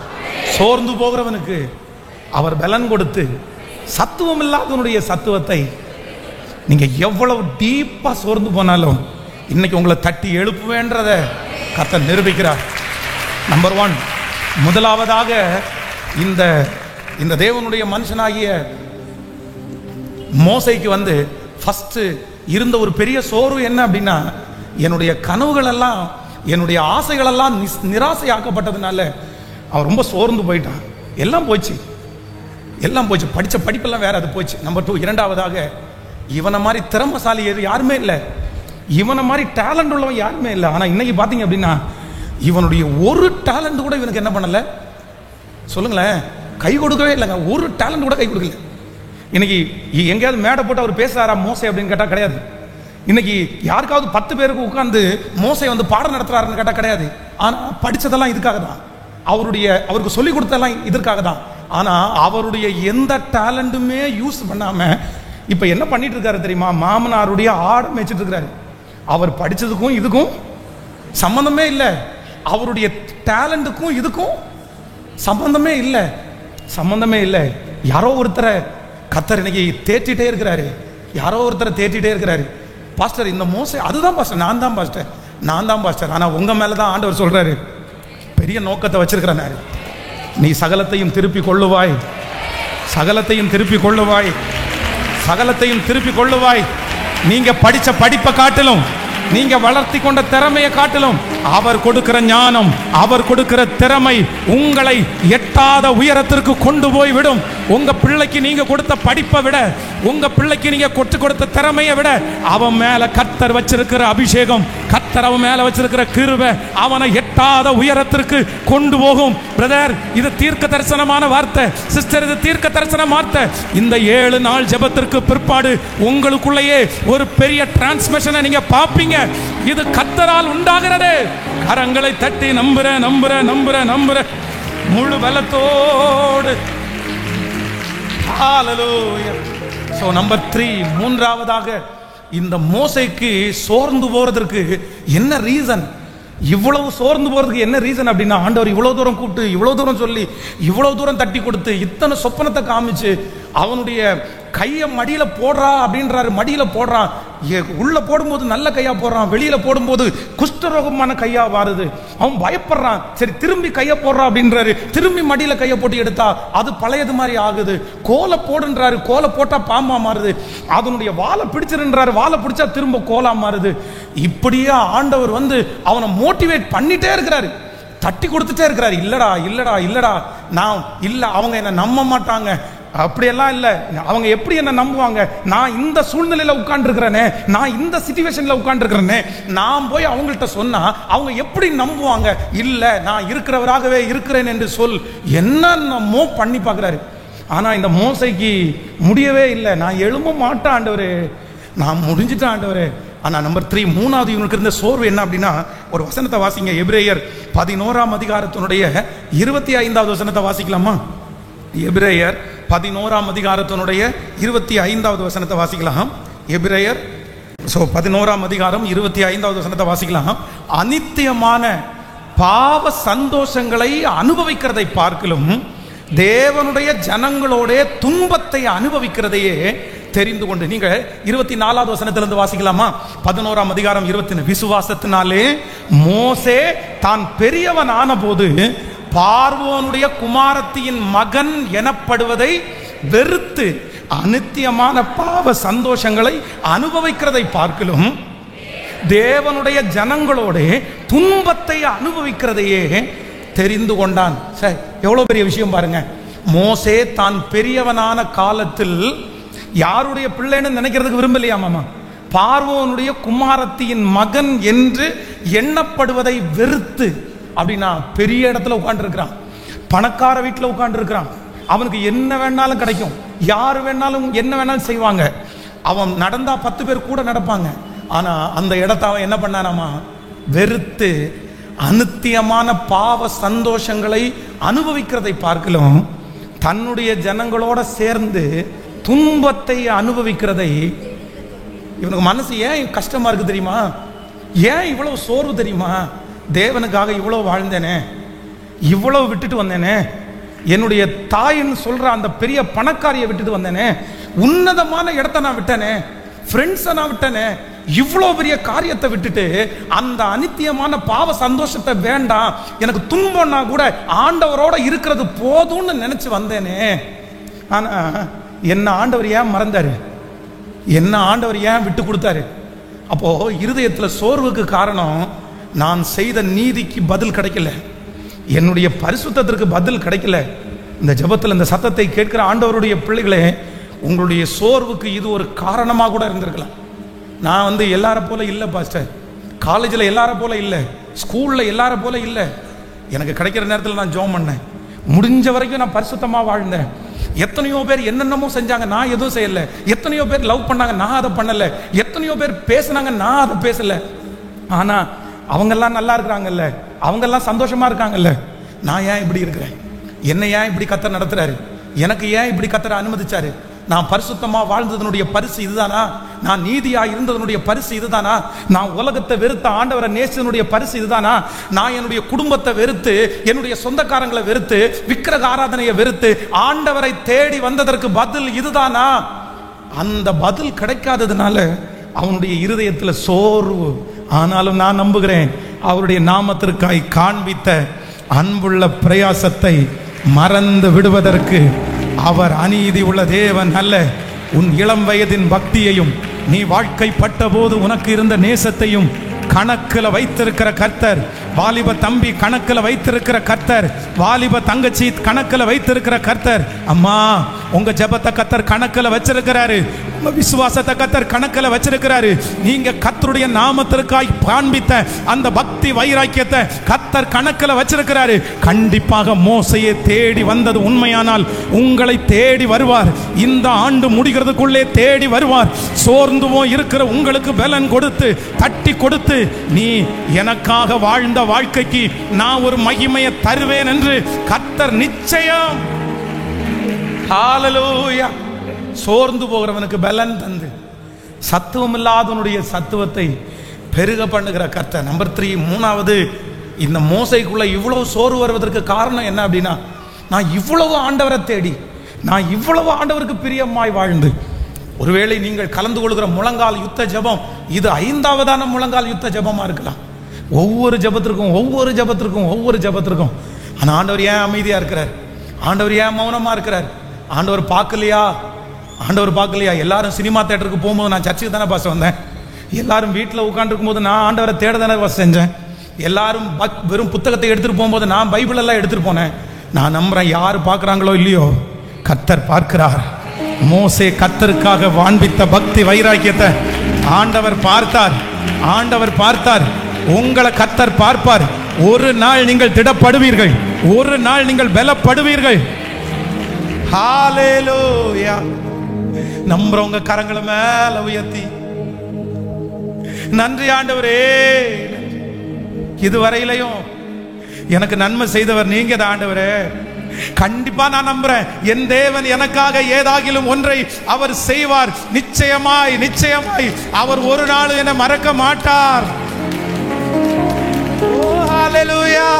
என் தேவன் எனக்காய் ஏதாகிலும் செய்திடுவார். என்றாகிலும் என்னை மறந்தது உண்டா? என் தேவன் எனக்காய் ஏதாகிலும் செய்திடுவார். என்றாகிலும் என்னை மறந்தது உண்டா?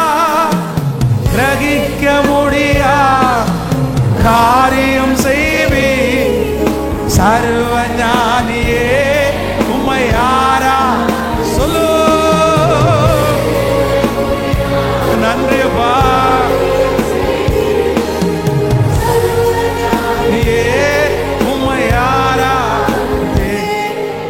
நான் உம்மை நேசிக்கிறேன். எந்த உயிரை பார்க்கிலும் நான் உம்மை நேசிக்கிறேன். நான் உம்மை நேசிக்கிறேன். எந்த உயிரை பார்க்கிலும் எந்த உயிரை பார்க்கிலும் ஆராதிப்பேன் ஆராதிப்பேன்.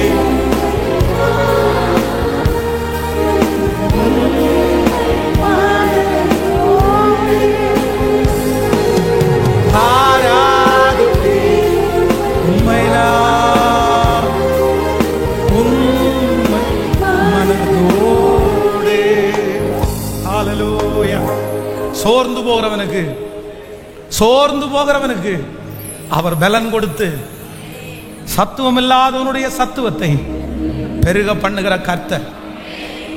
தேவன் கொடுத்த 2 நேர ஆகாரத்தினால சாகர வரைக்கும் பலமா எலியாவால ஓட முடியுமானால், தேவன் கொடுத்த ஒரு உற்சாகத்தினால மரணம் அடைகிற வரையிலும் தேவனுக்காக 20 லட்சம் பேரை மோசே நடத்த முடியுமானால், தேவன் கொடுக்கிற உற்சாகத்தினால மரித்து போன தன்னுடைய கணவனாரை மாமனாரை எல்லாரையும் மறந்து இன்னொரு வாழ்க்கையை ரூத்தால் ஆரம்பிக்க முடியுமானால், இன்றைக்கு நம்மை பலப்படுத்துகிற கிறிஸ்துவினால் எல்லாவற்றையும் செய்ய பலன் உண்டு. பலன் உண்டு. Yes, praise praise. இப்பொழுது அந்த பலன் கட்டவிழ்க்கப்படட்டும், கட்டவிழ்க்கப்படட்டும். இப்போ நீங்க கொடுக்கிற இந்த பலன் எந்த யோர்தானா இருந்தாலும்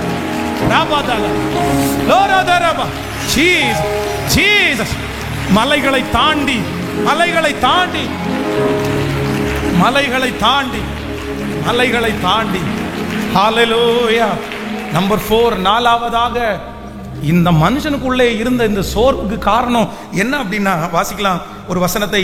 யாத்திராகமம் 11ஆம் அதிகாரம் 3வது வசனத்தை கூட வாசிக்கலாம். யாத்திராகமம் 11ஆம் அதிகாரம் 3வது வசனம். அப்படியே கர்த்தர் ஜனங்களுக்கு எகிப்தியரின் கண்களில் தயவு கிடைக்க பண்ணும்படி செய்தார். மோசே என்பவன் எகிப்து தேசத்திலே பார்வோனுடைய ஊழியக்காரரின் பார்வைக்கும் ஜனங்களின் பார்வைக்கும் மிகவும் பெரியவனாயிருந்தான். கவனிங்க, இந்த மோசைக்குள்ளே இருந்த சோர்வுக்கு காரணம் என்ன அப்படின்னு சொன்னா, இன்னைக்கு அவன் பெரியவன் கிடையாது, இன்னைக்கு ஒன்றும் இல்லாதவன், இன்னைக்கு சின்னவன், இன்னைக்கு மாமனாருடைய ஆடுகளை மேய்த்து கொண்டிருக்கிறவன், இன்னைக்கு போற இடத்துல திருமணம் பண்ணினவன். ஆனா ஒரு காலத்தில் அவன் எப்படி இருந்தான் அப்படின்னு சொன்னா, சகல ஜனங்களுடைய பார்வைக்கும் எப்படி இருந்தான்? ஆமாமா சொல்லுங்க. அவனை ரொம்ப பெருசா பார்த்தாங்க, எல்லாரும் அவனை ரொம்ப பெருசா பார்த்தாங்க. அவனை ஒரு பெரிய லக்கி மேனா பார்த்தாங்க, ஒரு பெரிய ராட்சதனை போல பார்த்தாங்க, எவ்வளவு பெரிய பிரச்சனைக்கும் தாண்டின மனிதனாய் பார்த்தார்கள். ஆனா இன்றைக்கு அவனுக்கு இருக்கிற நிலைமை எப்படி வாக்கப்பட்டானா, ஹீரோ மாதிரி இருந்த இந்த மனுஷன் இப்ப ஜீரோவா நின்றுட்டு இருக்கிறான். அதனாலதான் அவனுக்குள்ள என்ன வந்துச்சுன்னா, ஆனா கர்த்தர் யாரை தேடி வந்தார் அப்படின்னு சொன்னா, இல்ல உன்னை மறுபடியும் ஹீரோ வாக்குறதற்கு, மறுபடியும் உன் நிலையிலே உன்னை நிறுத்துவதற்கு, நீ எடுக்கப்பட்ட நிலைமையிலிருந்து உன்னை நிறுத்துவதற்கு, தள்ளப்பட்ட ஸ்தானத்தில் உன்னை மறுபடியும் கொண்டு போய் வைக்கிறதற்கு, முன்பு எப்படி உன்னை பெரியவனாய் பார்த்தார்களோ, பயப்படத்தக்கவனாய் பார்த்தார்களோ, அதே போல மறுபடியும் உன்னை பெரியவனா பார்ப்பாங்க. அதுக்கு உன்னை தட்டி கொடுக்கிறதுக்கு தான், உற்சாகப்படுத்துகிறதற்கு தான் ஆண்டவர் இந்த முழங்கால் யுத்த அடுத்த ஜெபத்தை கர்த்தர் வைத்திருக்கிறார். கர்த்தர் ஆணையிடுகிறார், சோர்ந்து போகிறவனுக்கு நான் பலன் தர போகிறேன். மோசையை போல எத்தனை பேர் இருந்த நிலைமையை இழந்தீர்களோ, கர்த்தர் சொல்லுகிறார், மறுபடியும் உன்னை உற்சாகப்படுத்தி பெரியவனாய் நிறுத்துகிற கர்த்தர். ஹல்லேலூயா. கடைசியாக நம்பர் 5, 2ஆம் அதிகாரம், யாத்திராகமம் 2ஆம் அதிகாரம் 12வது வசனத்தை வாசிக்கலாம். யாத்திராகமம் 2ஆம் அதிகாரத்தினுடைய 12வது வசனத்தை வாசிக்கும் போது, அங்கும் இங்கும் பார்த்து ஒருவரும் இல்லை என்று அறிந்து எகிப்தியனை வெட்டி அவனை மணலிலே புதைத்து போட்டான். அடுத்த வசனம், அவன் மறுநாளிலே வெளியிலே போகும்போது எபிரேய மனுஷரில் 2 சண்டை பண்ணி கொண்டிருந்தார். அப்பொழுது அவன் அநியாயம் செய்கிறவனை நோக்கி, நீ உன் தோழனை அடிக்கிறது என்ன என்று கேட்டான். அதற்கு அவன், எங்கள் மேல் உன்னை அதிகாரியாகவும் நியாயாதிபதியாகவும் ஏற்படுத்தினது யார்? நீ எகிப்தியனை கொன்று போட்டது போல என்னையும் கொன்று போட நினைக்கிறாயோ என்றான். அப்பொழுது மோசே, காரியம் நிச்சயமாய் வெளிப்பட்டது என்று பயந்தான். நம்பர் 5, 5ஆவதாக இவனுக்குள்ளே இருந்த சோர்வுக்கு காரணம் என்ன அப்படின்னா, ஒரு நாள் வேதம் சொல்கிறது, அநித்தியமான பாவ சந்தோஷத்தை அனுபவிக்கிறதை பார்க்கலும் தேவனுடைய பிள்ளைகளோடு சேர்ந்து துன்பத்தை அனுபவிக்கிறதை தெரிந்து கொண்ட இந்த மோசே இப்போ கோபம்னு ஒன்று வந்த உடனே அந்த கோபத்தை கண்ட்ரோல் பண்ண முடியாம வேதம் சொல்கிறது, அங்கே இருந்த எகிப்தியரில் ஒருவனை அடித்து கொன்னு புதைச்சிட்டான். தன்னுடைய மாம்சத்தில் முயற்சி எடுத்துட்டான். அப்படின்னா இதுவரைக்கும் பரிசுத்தம் பரிசுத்தம் பரிசுத்தம் பரிசுத்தம், ஆனா அவன் ஒரு பெரிய பாவத்திலே விழுந்துட்டான், தப்பு பண்ணிட்டான், கொலகாரன்ற பேரை வாங்கிட்டான். நல்லவேன்ற பேர் போயிடுச்சு, இப்போ கொலகாரன்ற பேர் வந்துச்சு. இப்போ அவனுக்குள்ள வந்திருக்கிற சோர்வுக்கு காரணம் என்ன அப்படின்னா, நான் ஆண்டவருக்காக ஒன்றும் செய்ய முடியாது, நான் எழும்ப முடியாது, நான் பயன்பட முடியாது. காரணம் என்ன அப்படின்னு சொன்னா, நான் பாவியான மனுஷன். இந்த ஜெபத்தில் இருக்கிற நிறைய பேருடைய சோர்வுக்கு அதுவே காரணமாக இருக்கலாம். என்ன ஆண்டவர் பயன்படுத்துவாரா? என்ன ஆண்டவர் அந்த தண்டை பின்தொடர் சகலத்தையும் திருப்பி கொள்ளுவார் என்று என்ன பார்த்து சொல்லுவாரா? நான் அதை பெற்றுக்கொள்ளுவேனா? நான் அப்படி ஒரு வாழ்க்கை வாழ்வேனா? எப்படி இல்லை, நான் ரொம்ப பாவியான ஒரு மனுஷன், எனக்குள்ள நிறைய தப்பு இருக்குது, நான் நிறைய தவறு செய்தவன், நான்லாம் அந்த இடத்துல நிற்கிறதுக்கு கொஞ்சம் கூட தகுதி உள்ளவன் அல்ல, எனக்கெல்லாம் கொஞ்சம் கூட தகுதியே இல்லை. ஆனா அப்படிப்பட்ட தான் தகுதியே இல்லை, தான் ஒரு பெரிய பாவி, தான் ஒரு கொலகாரன் அப்படின்னு நினைச்சிட்டு வந்திருக்கிற அந்த மோசையை தேடி வந்த அதே தேவன் தான் இன்றைக்கு உங்களையும் என்னையும் தேடி வந்து சோர்ந்து போகிறவனுக்கு அவர் பலன் கொடுத்து சத்துவம் இல்லாதவனுடைய சத்துவத்தை பெருக பண்ணும்படியாக கர்த்தர் வந்திருக்கிறார். கரங்களை தட்டி முழு பலத்தோடு சோர்ந்து போகிறவனுக்கு அவர் பலன் கொடுக்கிற தேவன். எல்லாத்தையும் கரங்களை உயர்த்தி, இயேசுவே, இப்பொழுது இந்த வார்த்தை என் தலையின் மேல் ஹல்லேலூயா ஹல்லேலூயா ஹல்லேலூயா. எரிந்து கொண்டிருக்கிற முச்செடியின் நடுவிலே பதில் கொடுத்த தேவன், அவனை 20 லட்சம் ஜனங்களுக்கு தலைவனாய் வைத்து அழகு பார்த்த தேவனுடைய மகிமை இந்த சத்தத்தை கேட்கிற ஒவ்வொருவர் மேலும் கடந்து வந்து கொண்டே இருக்கிறது. கேளுங்க கேளுங்க, இப்பொழுது பலன் தருகிற கண்மலை என்னை பலப்படுத்துங்கப்பா, என்னை பலப்படுத்துங்கப்பா. இப்போ அந்த சரீரத்தில் இருக்கிற பலவீனத்தை கர்த்தர் மாற்றி இப்போ பலப்படுத்த ஆரம்பிக்கிறாரு. உங்க பிள்ளைய பலப்படுத்த ஆரம்பிக்கிறாரு. சோர்வுகளை கர்த்தர் இப்பொழுது எடுத்து போட்டு உற்சாகத்தினால் கர்த்தர் நிரப்ப போறாரு. வல்லமை வல்லமை வல்லமை வல்லமை. நன்றியப்பா. அந்த வல்லமையை கேட்டு ஸ்தோத்திரம் ஸ்தோத்திரம் ஸ்தோத்திரம் ஸ்தோத்திரம் ஸ்தோத்திரம் ஸ்தோத்திரம். எனக்கு பலப்படுத்தி, எனக்கு பலத்தால் என்னை இடை கட்டுகிற ஒரு நல்ல தேவன். என் பாதைகள் எங்கும் தடை கற்கள் ஆனாலும், சூழ்நிலை எனக்கு சாதகமா இல்லாவிட்டாலும், என்னை அழைத்த தேவன் என்னை நடத்துவதற்கு வல்லவராயிருக்கிறார்.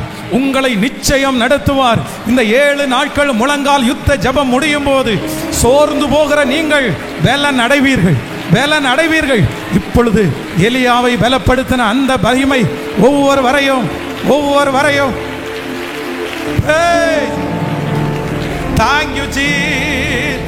பாதைகள் எங்கும் தடை கற்களோ தாமதம் மட்டும் பதிலானதோ. பாதைகள் எங்கும் தடை கற்களோ தாமதம் மட்டும் பதிலானதோ. நேர்வழியாய் என்னை நடத்திடும் தேவன் நிச்சயம் நடத்துவார். நேர்வழியாய் என்னை நடத்திடும் தேவன் நிச்சயம் நடத்துவார். பயமில்லை பயமில்லை பயமில்லை பயமில்லையே, என் சார்பில் கர்த்தர் உண்டு. பயமில்லை பயமில்லை பயமில்லையே, எனக்காக யுத்தம் செய். பயமில்லையே, நீ நடத்திடும் தேவன் என்னோடு இருக்க. பயமே எனக்கு பாடு. நம்பிடும் தேவன் துருகமாயிருக்கு. கலக்கமே எனக்கு. என்னை நடத்திடும் தேவன் என்னோடு இருக்க. பயமே எனக்கு. நம்பிடும் தேவன் துருகமாயிருக்கு. பயமே. கரங்களும் காலத்தட்டி பயமில்லை. ஓ பயமில்லை பயமில்லையே, என் சார்பில் கர்த்தர் உண்டு. பயமில்லை பயமில்லை எனக்காக யுத்தம் செய். பயமில்லையே. Thank you Jesus. Thank you Holy Spirit. இந்த இரண்டாவது நாள் யுத்த ஜெபத்திற்காக நன்றி அப்பா. சோர்ந்து போகிறவனுக்கு அவர் பலன் கொடுத்து சத்துவம் இல்லாதவனுடைய சத்துவத்தை பெருக பண்ணுகிற தேவன், பெருக பண்ணுகிற தேவன். தகப்பனே, முழங்காலில் நின்று உம்முடைய பிள்ளைகள் ஒவ்வொருவருக்காக நான் ஜெபிக்கிறேன். இப்போ இந்த நேரத்தில் யார் எந்த பிள்ளை சோர்ந்து போய் கிடக்கிறதோ, ஆண்டவரே எழும்ப முடியாம இருக்கிறாங்களோ, வெளி தோற்றத்தில் உற்சாகமாய் காண்பித்து எழும்ப முடியாம இருக்கிறார்களோ, அத்தனை பேர் மேலையும் இந்த வசனத்தினுடைய வல்லமை, உங்க ஆவியினுடைய வல்லமை கடந்து போய் ஒரு அற்புத மாற்றத்தை உண்டு பண்ணுகிறதற்காக நன்றி. ஆண்டவரே, நீர் இப்பொழுது கொடுக்கிற பலன், நீர் இப்பொழுது கொடுக்கிற அந்த தைரியம், நீ இப்பொழுது கொடுக்கிற அந்த உற்சாகம் ஒரு நாள் அல்ல, 2 நாள் அல்ல, 1 வருஷம் அல்ல, இந்த உலகத்திலே ஜீவனோடு இருக்கிற வரைக்கிலும் இனி சோர்வு இல்லை, இனி சோர்வு இல்லை. சத்துரு சோர்வு படுத்த முடியாது, பலவீனம் சோர்வு படுத்த முடியாது. ஹalleluya. இந்த 5 காரியங்களும் சோர்வு படுத்த முடியாது. Thank you Jesus. மோசேய இவ்வளோ பெரிய சூழ்நிலையில் இருந்து அவனுக்கு பலன் கொடுத்து தட்டி கொடுத்து 20 லட்சம் ஜனங்களுக்கு தலைவனா மாத்துனீங்களே ஆண்டவரே. என் பிள்ளையை எழுப்புங்கப்பா, என் சகோதரனை எழுப்புங்கப்பா. அவங்க செய்யற வேலையில் அவங்களுக்கு திருப்தி இல்லை, அவங்க சம்பாத்தியத்தில் அவங்களுக்கு திருப்தி இல்லை, அந்த ஊழியத்தில் அவங்களுக்கு திருப்தி இல்லை, அந்த விசுவாச வாழ்க்கையில் அவங்களுக்கு திருப்தி இல்லை. என்னமோ ஒரு பெரிய சோறு வந்து அவங்கள அழுத்திருச்சுப்பா. அப்படியே கட்டப்பட்டு கிடக்கிறது மாதிரி என் பிள்ளை கிடக்குறாங்கப்பா. எழும்பவே முடியாத அளவுக்கு அப்படியே இருக்கிறாங்கப்பா. எந்த பக்கமும் தலை தூக்க முடியாதபடிக்கு பெரிய கட்டுக்குள்ள இருக்கிறது உனக்கு தெரியும்பா. ஆனா இப்போ நீங்க கொடுத்த வார்த்தை உண்மைதானே, உண்மைதானே. நீர் நாங்கள் ஆராதிக்கிற தேவன், நீர் சோர்ந்து போவது இல்லை, நீ சோர்ந்து போவது இல்லை. சோர்ந்து போகிறவனுக்கு பலன் கொடுத்து, ஓ ஹalleluya, அந்த மகிமை உடைய பிள்ளைகளுக்கு உண்டாவதாக ராஜா.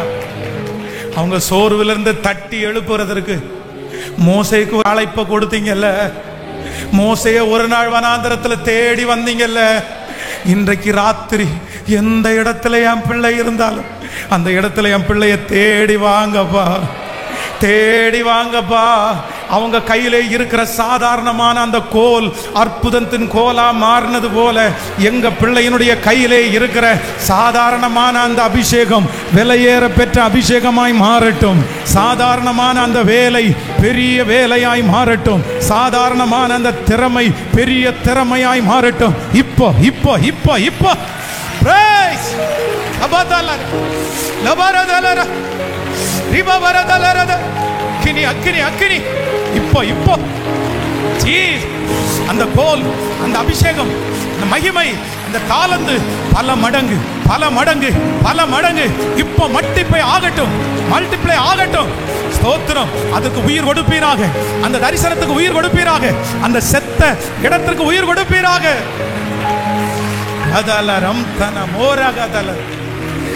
Thank you Jesus. எழும்பணும், நடக்கணும், ஓடணும், சுதந்தரிக்கணும். சகலத்தையும் திருப்பி கொள்ளுவாய், சகலத்தையும் திருப்பி கொள்ளுவாய், சகலத்தையும் திருப்பி கொள்ளுவாய். Thank you Jesus.